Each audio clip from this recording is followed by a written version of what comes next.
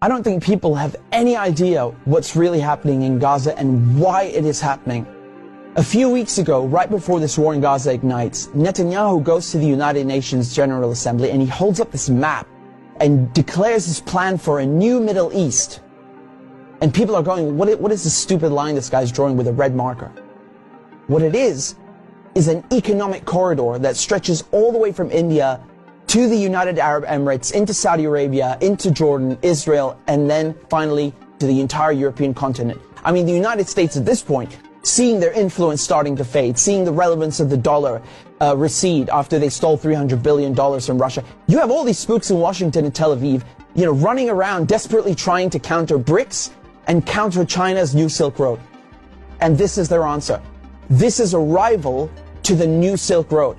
Remember, the ancient Silk Road is the largest, most important trade route in human history. This thing is enormous. It stretches all the way from China to Syria to the Mediterranean Sea. The Chinese know how important this thing is and they want to revive it. It is the future of world economics, trade, and politics. Within the span of a few weeks, Iran and Iraq have signed a railway deal.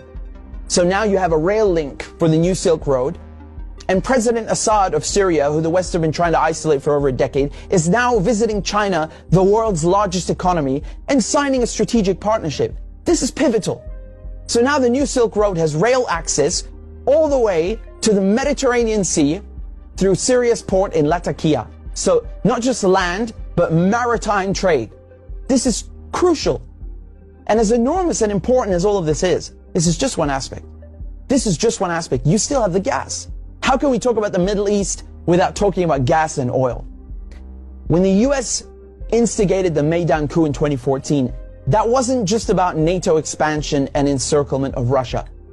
This was about surrounding, controlling, and cutting off Russian gas to Europe. Russia is the country with the largest proven reserves of natural gas. Control Ukraine, and you control the pipelines that feed and supply Russian gas to Europe. For decades, you've had US politicians, Republican and Democrat, from every administration, openly saying on camera, we don't want Nord Stream. There will be no longer a Nord Stream 2. We will bring an end to it. You want to have pipelines that don't go through Ukraine and Russia. For years, we've tried to get the Europeans to be interested in different pipeline routes. It's time to do that. You want to depend more on the North American energy platform, the tremendous bounty of oil and gas that we're finding in North America. Lo and behold, Nord Stream 1 and 2 are blown up. I mean, this is without question the most egregious, the largest terrorist attack on European infrastructure in modern history. There are only 3 countries on this planet that can pull this off. They are Russia, Britain, and the United States. And let me tell you, it was not Russia. You combine that with the sanction packages from the European Union, banning Russian oil and gas. I mean, talk about shooting yourself in the foot. So now there's no more Russian gas coming into Europe. And just like that, the United States have achieved a long-standing foreign policy objective. Now, the only other country with enormous gas reserves, the second largest in the world, is Iran. Iran signed the nuclear deal in 2015 and 2016. They're complying in every way imaginable. The IAEA at the UN cannot be happier. And then the United States, the guys who orchestrated the whole deal, go back on their word and they rip it up just like that and reimpose sanctions on Iran. So now Iran is barred from selling its oil and gas to Europe and others. So Russia and Iran, the 2 countries with the largest gas reserves, are out of the picture.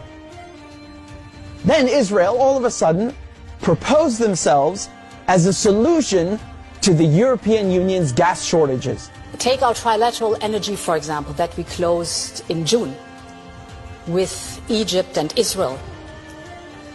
It has played an important role in our strategy to get rid of the Russian fossil fuels. How convenient. How convenient. In 2010, they conduct a geological survey and find this monstrous giant gas field in the Middle East. It's called the Leviathan, and it's in the Mediterranean Sea on the Levantine Basin. That means it's right off the coast of Palestine, Lebanon, Syria. Syria initially declines offers over its gas reserves and simultaneously refuses to lay pipes for a Qatari gas project. What a coincidence! Barely a year later, war breaks out in Syria. And who's funding it?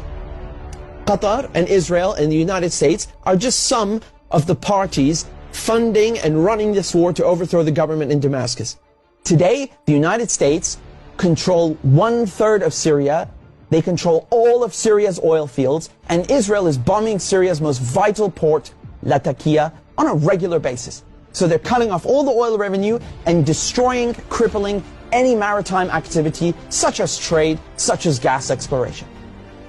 Another major port on the Levantine coast is in Beirut, which mysteriously explodes in 2020. And so Israel, proposing itself as a solution to Europe's gas shortages, shows up with an FPSO, this enormous gas extraction vessel, and tries stealing gas from Lebanon's Karish gas field. And, this reignites a huge maritime border dispute. And Israel has to go and beg the United States to solve this diplomatically, because Hezbollah said, if you steal 1 cubic inch of our gas, we will fire our missiles on your ship. Now we come to Gaza. Gaza also has its own unexplored gas fields. Gaza is also a concentration camp run by the Israelis. And it's been under siege by Egypt and Israel under naval blockade since 2007. I mean, you can't even fish properly, let alone extract gas. And so now, the Lebanese, the Syrian, the Palestinian ports, they're all out of action, and the only working port left in the coast is the Israeli port on Haifa. I mean, how convenient. This makes Israel the only one able to explore gas and implement an economic corridor like the one that Netanyahu held up at the UN. So in other words, Israel and the United States together killed off all the competition, stole their goods, and cornered the market.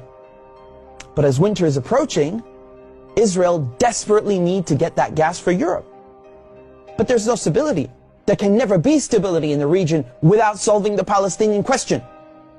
And so when Netanyahu shows up at the UN with his brilliant plan, the Israelis thought, oh, it's a done deal. They'll just get Saudi Arabia to normalize ties and thereby extinguish the Palestinian issue once and for all.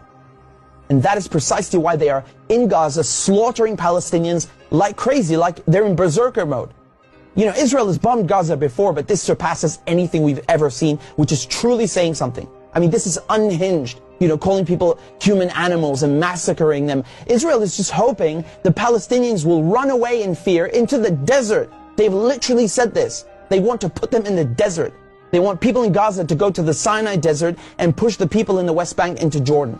This is genocide and ethnic cleansing without question. But it also has economic and geopolitical implications. Hamas and the collective resistance, when they found out about Israel's plan and Saudi Arabia's wishes to normalize ties with Israel, which would destroy any hope of a Palestinian state, I mean, this forced their hand. It became clear they needed to act and respond immediately, lest Palestine be lost forever. For Palestinians, this is and always has been a matter of life and death, to be or not to be.